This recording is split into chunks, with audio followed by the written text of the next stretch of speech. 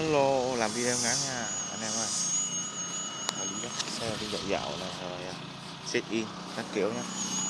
Giờ tiếp tục gắn con máy vô để mình quay những video hành trình mới trên Vivo nha. Đừng đến đổi Vivo mà kỹ nó từ từ tham khảo như nào đã nè. Mọi người đăng ký kênh theo dõi video trò chuyện nhé.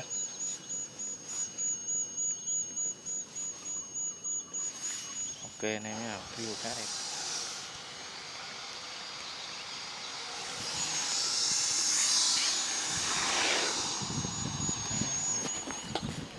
Theo dõi video này, chia sẻ nhé. Cho mình chụp vài tấm hình ở bên này rồi lát về chuyển nó lại đổi lại.